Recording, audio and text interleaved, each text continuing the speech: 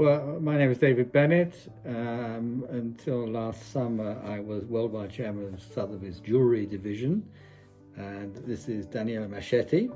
And until last summer, I was European chairman for Sotheby's Jewellery division. We worked together for a huge amount of time, more than 40 years. We shouldn't say that. We've written several books, one of which has become a bestseller called Understanding Jewellery. So we're very honoured and flattered to be asked to choose 5 objects from this year's masterpiece. And the first one is something that we're rather fond of because the designer was a friend of ours and knew him for many, many years, Andrew Gremer. It's difficult to overestimate the importance of Andrew Gremer, certainly in the 60s, 70s, which is his real heyday, when he was designing revolutionary jewellery. I think he really fitted into the period so well in the 60s and 70s with his revolutionary idea about jewels and really taking away the sparkle of diamond, the pretty, and just look at the stone in its original beauty and the metal in its great potential when textured, worked, and not beautified. Andrew Gremer's shop in Jermyn Street was really, part of swinging London. It was a revolutionary shop front, and the textures and design of the shop front was very much linked to his jewellery. As it is the case of this beautiful bracelet watch called Greenland. In the bangle here, you can see the gold has been textured in this very typical, almost signature way of Gremer making jewellery. And this one's wonderful because it's a lovely reddish, orangey tourmaline crystal, very clean for tourmaline. It's normally very much a flawed gemstone, and I think the whole effect is fantastic. It's very harmonious, and it's a real piece of late 60s, early 70s sculpture, art jewellery. So. Yeah. Yes. Lovely Riviere set with a nice graduation of amethyst, perfectly matched in color, very nicely matched in shape as well. Very often in these 19th century Rivieres of colored gemstones, the graduation is not so smooth and so homogeneous, simply because gemstones in those days were not so readily available as they are now on the market. So very often jewelers had to do with what was available.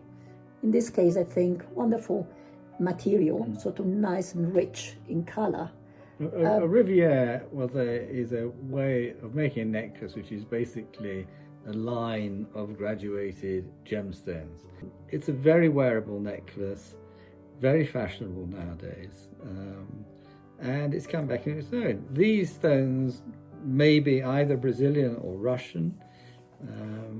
In the early part of the 19th century, it was associated the finest amethyst coming from Russia. But Brazil quickly in the 19th century took over. Yeah. This necklace would be absolutely perfect to be worn today.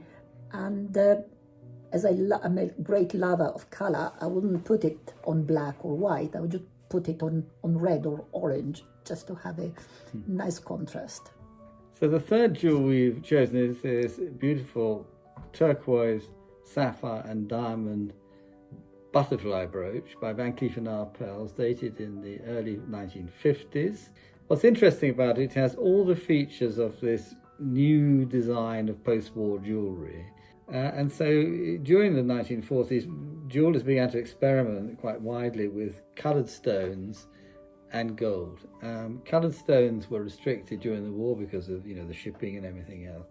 So here you have 2 stones that would not have been associated together, the blue of sapphire and the blue of turquoise.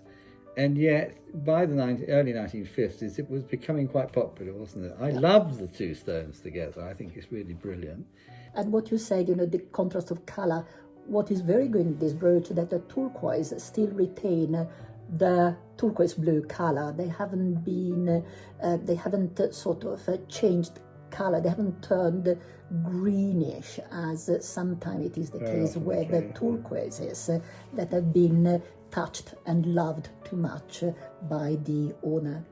Turquoise tend to absorb all the oil from the skin and change color. Is a beautiful diamond brooch designed as a feather by La Cloche Frere. But this is a very beautiful brooch because it has this wonderful movement to it. This is the product of the time, perfectly fitting into what was fashionable in jewelry in the very late 20s and early 30s, completely white jewels entirely set with diamonds. And I love the way that these little tips of the feather curl in a sort of asymmetrical and it's quite informal in some ways. Informal, that was the word I was searching, informal way. The fifth item we've chosen is this carved ruby, emerald and diamond giardinetto brooch by Mauboussin. When you think of French Art Deco jewellery, one of the great names that comes to mind is Mauboussin, and particularly for using this very fashionable at this period, these carved emeralds, rubies and often sapphires, which were being brought back from Jaipur principally, but from Rajasthan in India, and incorporated into jewellery. The first, and of course the most famous interpreter of these things was Jacques Cartier. But Mauboussin was creating some very, very pretty brooches like this one, which I think is very successful, a little carved ruby bird nestling in the centre of this giardinetto, this potted tree. It's wonderful, isn't it? I love the touch of the black enamel. You can hardly see it, but it gives almost a third dimension to a completely flat, bidimensional jewel. And I love the way that the leafage and the flowers really come towards you and the vase stays in the background. It's a beautiful brooch, great for a collector. What's called tutti frutti jewellery with these carved coloured stones is still highly fashionable.